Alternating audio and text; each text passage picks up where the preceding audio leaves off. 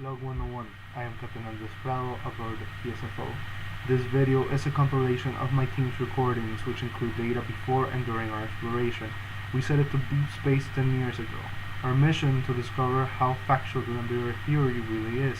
After considerable observation, we realized that observing a planetary system forming was similar to watching an artist paint their masterpiece on a giant canvas. It takes considerable time. Each planetesimal colliding, slowly forming a planet, like each brush stroke slowly creates a part of the painting. Thankfully, our technology has allowed us to observe different systems forming simultaneously. Each of us will depart into separate pods and travel around observing different stages of formation. Then we will meet back and report our findings.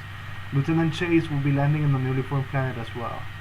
We believe that the best way to explain this concept to the youth will be to slowly explain each part with detail as to paint the big picture. What is an accretion disk? How does it form? What causes planets to form? How does temperature affect the planet's formation? All of this is of utmost importance for an informed youth. The main reason why my team decided to go on an exploration was to observe the creation of a solar system.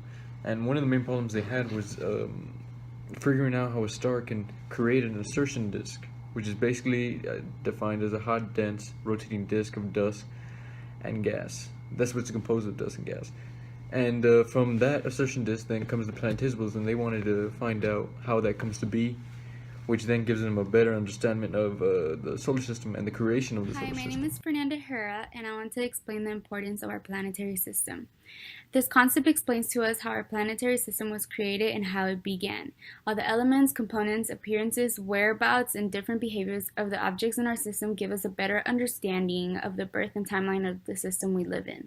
Without any of this information, we would have a hard time comprehending and studying any other concept about our planetary system.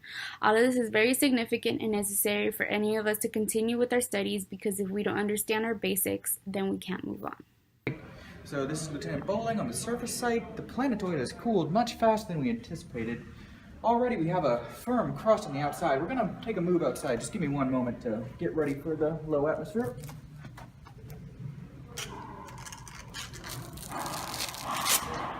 Alrighty.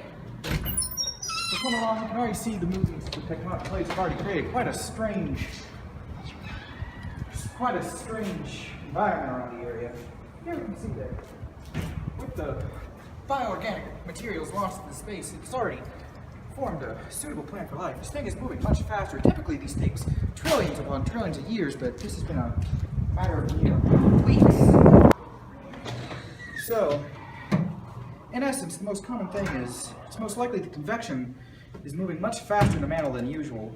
Now, normally this would cause just tectonic shifts that would cause the new planet's crust and surface to form, but the speed is astronomical. You cannot compare it to the natural Earths, which can take millions upon millions of years to make something as a shift. Even looking back at something like Pangea, which was trillions of years ago, into the shift that it is today. So, on this planet, something is much different and warrants much more investigation.